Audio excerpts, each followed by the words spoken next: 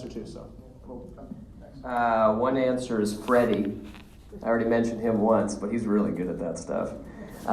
We've been able to tap into groups that normally haven't received information about people who are running for office before, people who normally we don't reach out to. And so we're very intentional about how we do that. We just ask.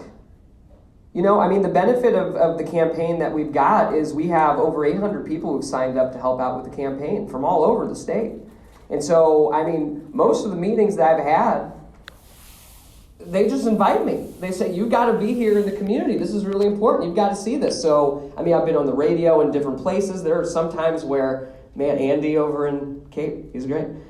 He brings me over, and that whole day is packed for me. And I'm on a radio, I'm on the TV for one portion, I'm in high school, I'm back to the club, I'm back at another meeting. So I think it's just finding folks where they are, wherever they are, right?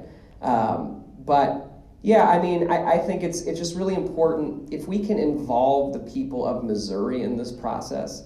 We have so many good ideas all over the place, but our government just doesn't represent them. They're just not representing us at all. And so our campaign is very focused on how do we make sure that those ideas are actually put into place. And that's obviously when we become Attorney General and get this done, but also in the campaign. I think that's a measure of what we're doing.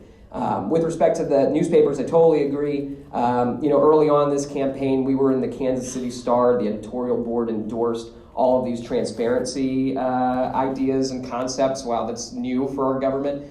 They endorsed the whole thing, which was great, and folks really were latching on to that. The Joplin Globe I've been in a few times. So, I mean, there's a whole bunch of different networks, and there's some public radio. Unfortunately, in Southeast Missouri, they need a lot of money. So if you're looking to donate somewhere, they need some help.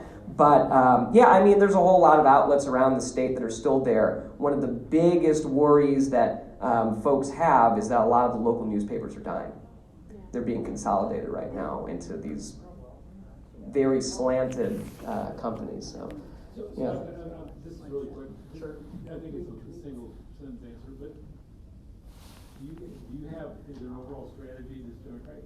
I would assume, and I don't know, do you know that if does Eric Schmidt get from the Republican Party somehow in terms of campaign, Fox News, all that other crap? I mean, do you guys have similar resources?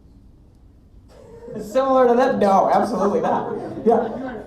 Yeah. Efficient, but not similar resources. Yeah. So no. You're not just up to your own devices trying to figure it out, right? Or are you? Yeah.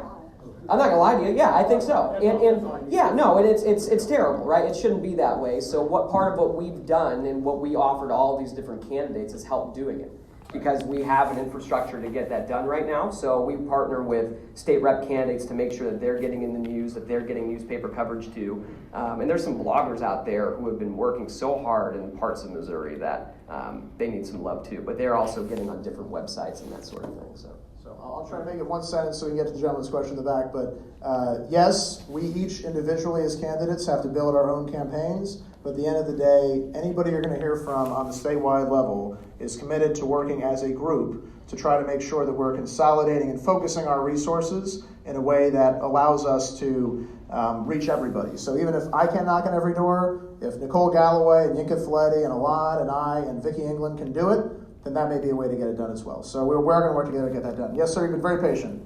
Thank you. With the high crime rate in Kansas City and City of St. Louis, I'm wondering what each of you will do as Attorney General to help that situation. And I'm wondering if whoever of each of you wins this election, since you both get along so well, will you hire the other one? If he applies, I will absolutely consider Alon's application. I'll need a job. And frankly, Alon is a very talented, very intelligent lawyer, as you can see, has a lot of great ideas. So whether I pay him or not, I'm sure that we're working together to make sure that we can achieve some things together in the future. So, but to go back to your first, I think the answer is probably similar, but to go to your first question about the crime rate, that is a serious concern, and it's a concern of a lot of voters, again, to go to the woman's question from before, regardless of their party. They want to make sure that they and their family are kept safe. That should not be a partisan issue. The question is, how do you get there? How do you succeed in making a community safer? And I think one thing we've seen is that a simple tough on crime policy that says put them in jail and throw away the key costs a lot of money and does not solve the problem.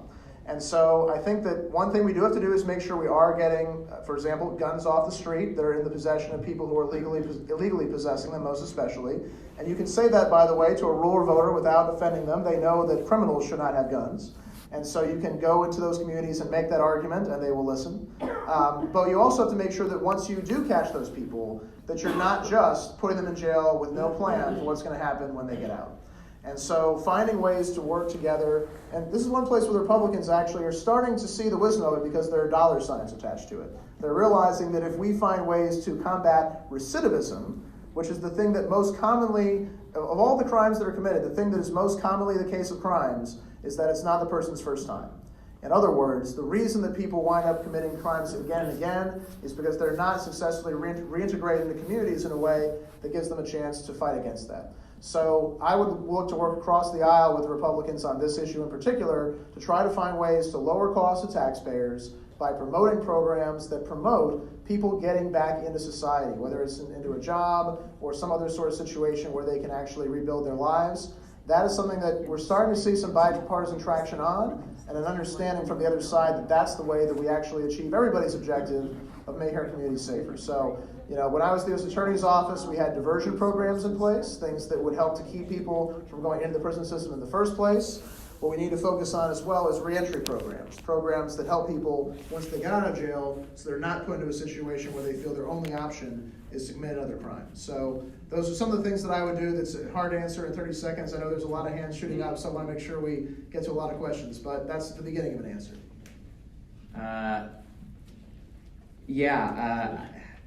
So we had a lot of kids who got shot this last year, and one of those kids was one of my campers.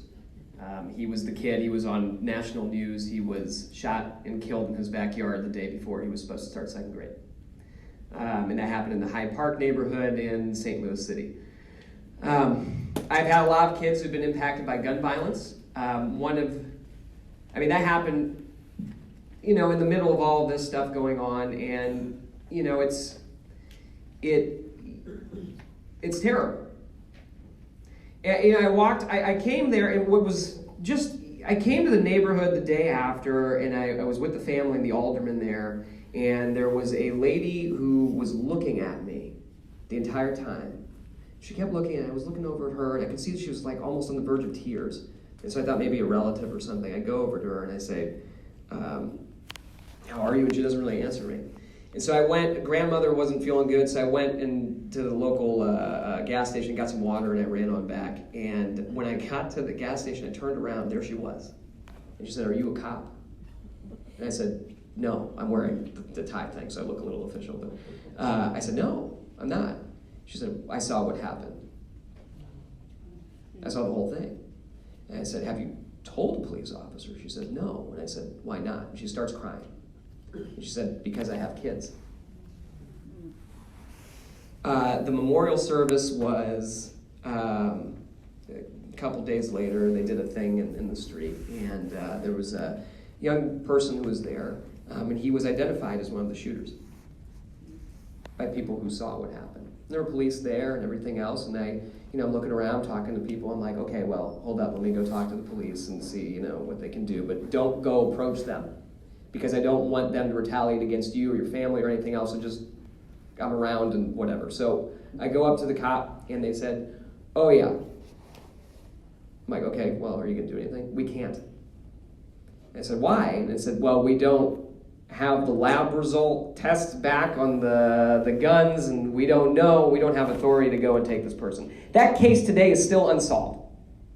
And everybody in that neighborhood knows exactly what happened. Everybody. So we've been to Kansas City and talked to the folks who implemented Cure Violence there. We're about to do it here in the city. That Cure Violence program started years ago. They barely have any money to make it survive.